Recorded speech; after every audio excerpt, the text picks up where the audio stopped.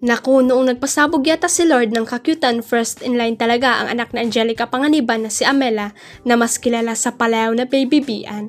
Sa litrato kasing ibinahagi ni Bella Padilla sa kanyang Instagram, kompleto ang barkada nila ni Angelica Panganiban at Kim Cho na tinatawag nilang #ang Becky.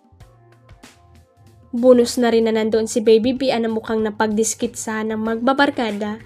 Binihisan ni Bella at Kim si Baby Bian bilang sila at mukhang benta talaga ito sa netizen dahil as of writing mahigit 251,000 hearts na sa IG ang nasabing post.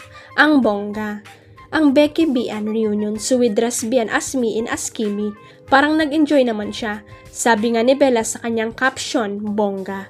Nakicomment din sa kakita ni Baby Bian ang ilang bigating fellow celebs ni Bella. Sabi ni Piolo Pascual, "You guys are adorable." So cute naman ang sabi ni Isa Calzado. Kaya pala hindi nagip ng TV camera sa nakaraang GMA Gala Night ang aktor-director na si Sian Lim ay dahil hindi naman pala siya imbitado. Ito ang chika ni OG Diaz sa showbiz update vlog nila ni Mama Loy kasama si Tiat Jigs na mapapanood sa YouTube.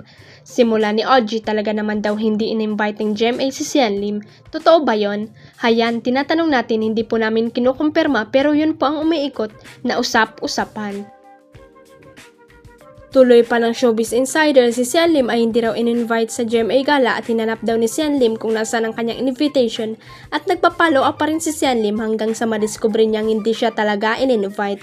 Kaya ang ginawa na lang daw ay nag-abroad sila ng kanyang girlfriend na si Iris Lee. Hirit ni Tia Jigs, nagala naman pala da. Gaga, wala nga diba kasual na sagot ni OG. Huwag kalimutang i-click ang subscribe button at i-ring ang notification bell para sa latest at legit chika updates.